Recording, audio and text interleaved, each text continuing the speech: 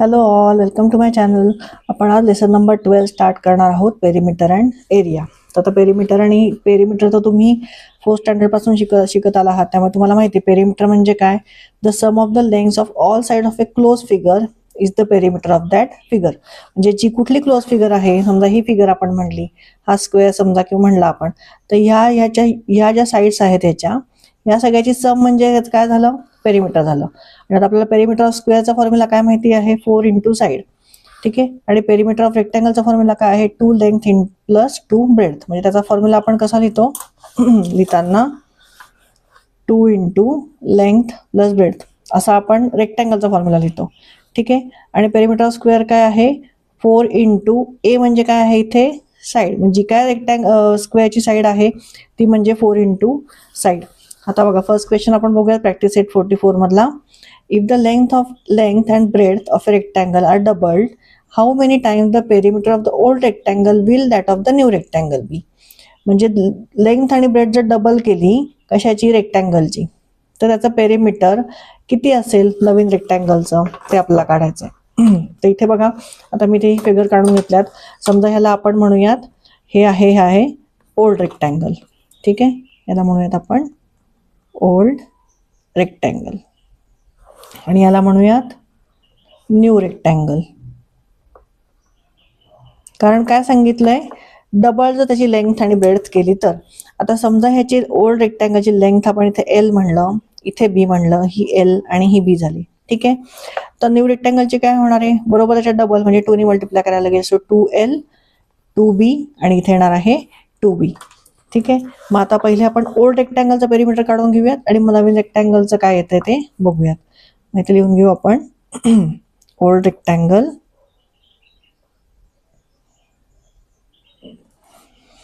Late, हे लिहून घेते मी आधी, मग दाखवते तुम्हाला, व्हिडिओ सुरू करते.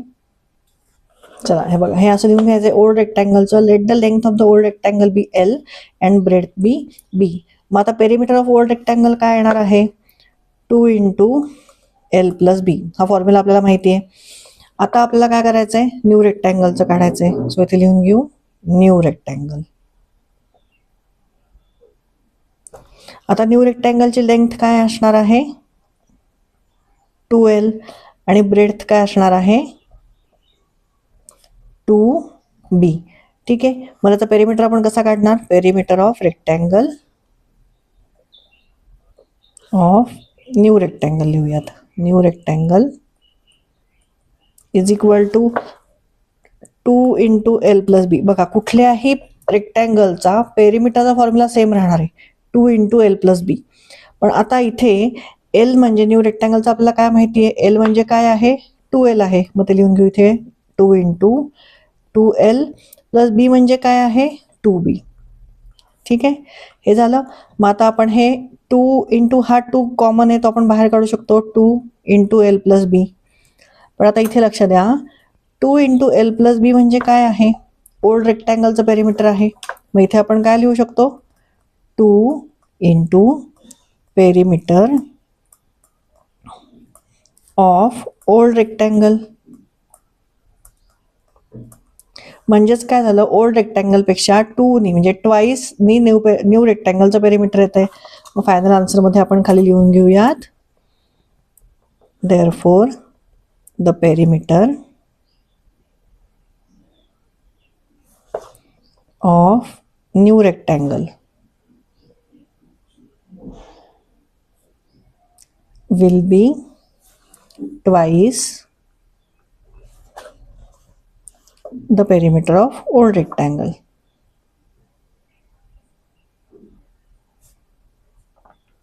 Old rectangle. कळलंय सगळ्यांना?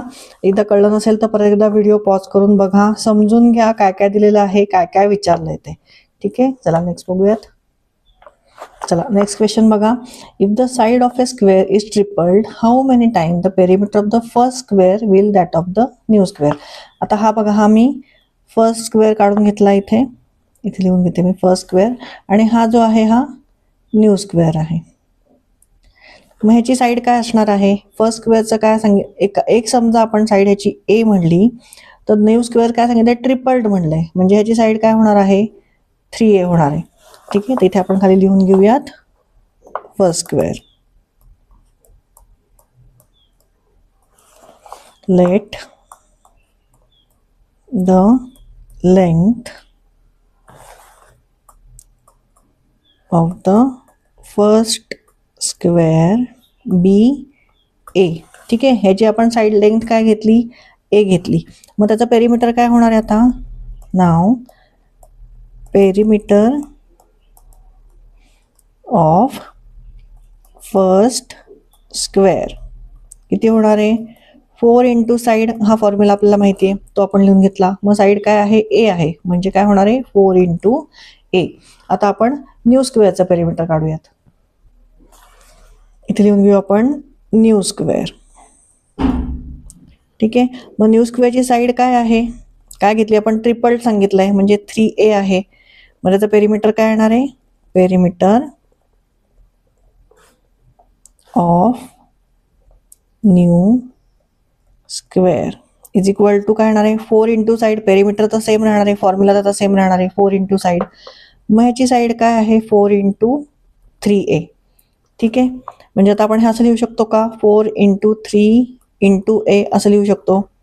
हे 3 आपण इकडे शिफ्ट करू शकतो, मल्टिप्लिकेशनचं साईन आहे त्यामुळे नक्कीच शिफ्ट करू शकतो. So 3 into 4 into a. मग आता इथे बघा 4a जे आहे ते इथे काय आहे, पेरिमीटर ऑफ फर्स्ट स्क्वेअर आहे. से आपण इथे हे लिहू शकतो का, इथे 3 into perimeter of first square. ठीक आहे, म्हणजे काय झालं, पेरिमीटर जो न्यू स्क्वेअरचा आहे तो किती आहे, थ्राईस, म्हणजे 3 टाइम्स ह्याच्या 3 टाइम्स आहे पेरिमीटरच्या फर्स्ट स्क्वेअरपेक्षा. ठीक आहे, सो खाली आन्सरमध्ये लिहून घेऊयात, the perimeter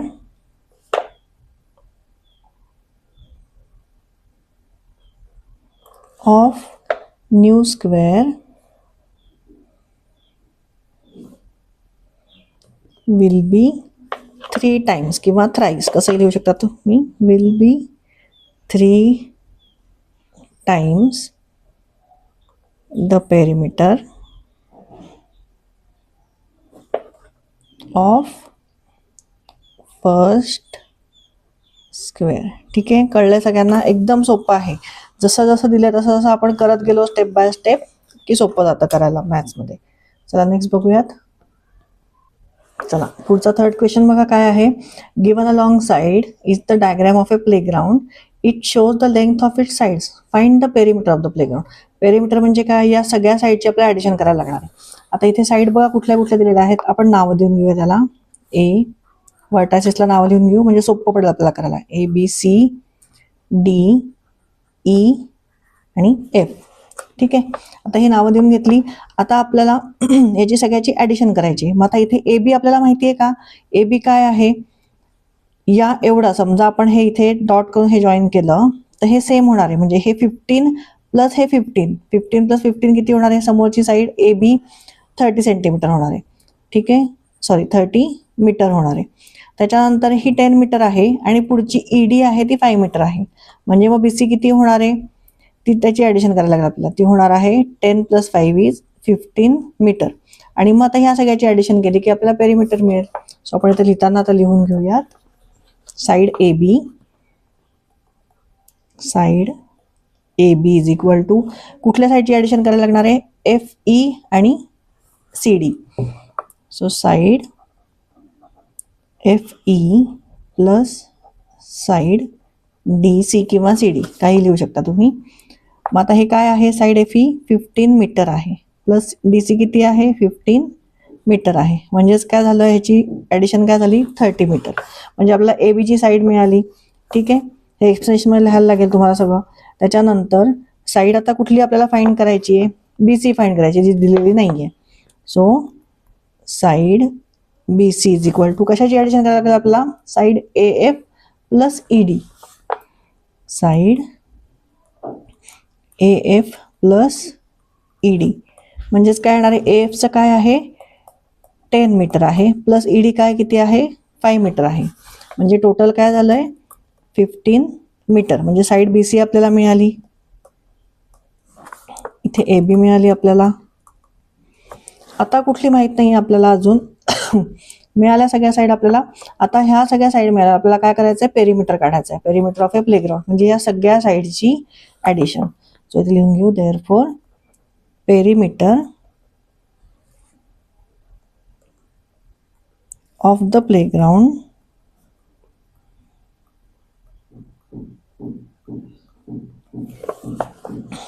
is equal to AB plus BC plus, बघा इथे येणार आहे CD plus ED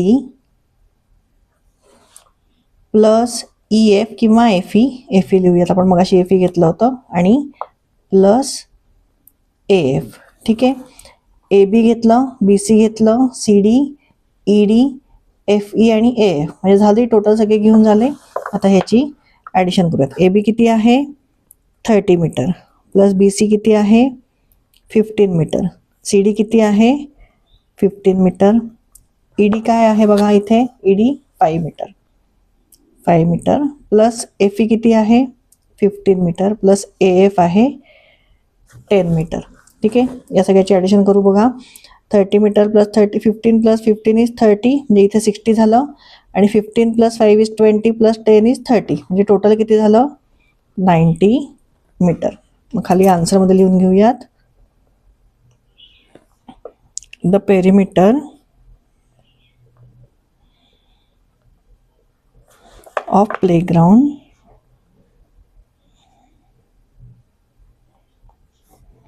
is 90 metre. चला नेक्स्ट सॉल्व करूयात. चला नेक्स्ट बघूयात. As shown in the figure, 4 napkins all of the same size were made from a square piece of cloth of length 1 meter. What length of lace will be required to trim all 4 sides of all the napkins? म्हणजे हे जे piece of cloth दिलेला आहे, ह्याची ही side जी आहे ही total आहे 1 metre. ठीक आहे, त्याच्यानंतर हे जे 4 भाग दाखवलेत, म्हणजे ह्याचे 4 तुकडे केले त्या नॅपकिनचे, आणि आता ह्या 4ही नॅपकिनला बॉर्डरला लावायला लेस किती लागेल तर ते आपल्याला काढायचं आहे. ठीक आहे, पण आता म्हणजे हे म्हणजे 1 मीटर आहे, म्हणजे याची हाफ साईड किती होणार आहे, ही 0.5 मीटर होणार आहे, बरोबर. 1 मीटरच्या बरोबर हाफ याची 0.5 मीटर होणार आहे, म्हणजे या सगळ्याची 0.5, ह्याचं पण 0.5 झालं, ह्याचं पण 0.5, ह्याचं पण 0.5. ठीक आहे, या सगळ्या साईड काय झाल्या 0.5 मीटर. म्हणजे आपल्याला काय करायचं, ही लेस किती लागणार आहे त्याला ते फाइंड करायचं आहे. इथे लिहून घेऊ आधी आपण सोल्युशनमध्ये, side of the square piece जे दिलेलं आहे ते लिहून घेऊ. Side of the square piece किती दिलेली आहे 1 मीटर. त्याच्यानंतर therefore side of the square napkin. आता हे जेव्हा तुकडे, ह्याचे 4 तुकडे करून जो तयार होणार आहे ते पीस, त्याला काय म्हणणार आहे आपण, napkin. So side of the square napkin किती होणार आहे ती 0.5 मीटर. मग आता पहिले आपल्याला काय करायला लागेल, पेरिमीटर कशाचं काढायला लागेल, लेंथ म्हणजे ह्याला किती लागणार आहे एका नॅपकिनला, ह्या नॅपकिनला लेस किती लागणार आहे ते आधी आपल्याला काढायला लागेल. So therefore length of less that will be required for napkin किती असणार आहे ती, is equal to perimeter of the napkin.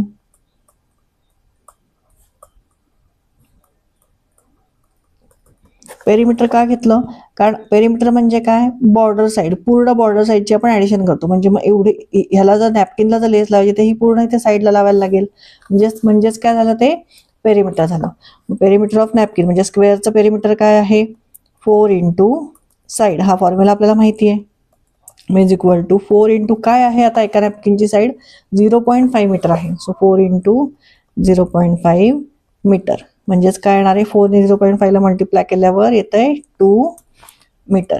म्हणजे 2 मीटर कितीला लागणार आहे, एका नॅपकिनला लेस लागणार आहे ही एका नॅपकिनला. मग अशी 4 नॅपकिनला किती लागेल, म्हणजे मल्टिप्लाय करायला लागेल आपल्याला. सो ते लिहून घेऊयात, लेंथ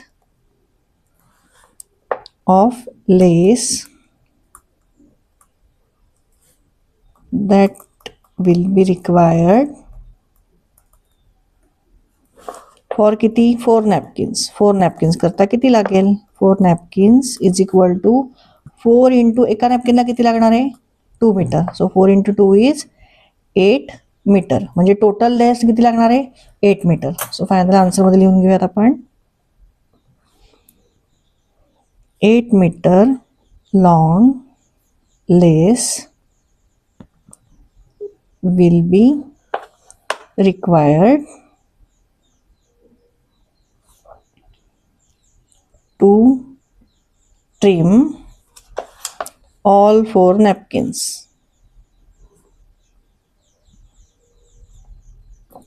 ठीक आहे, इथे आपला प्रॅक्टिस सेट 44 संपलेला आहे.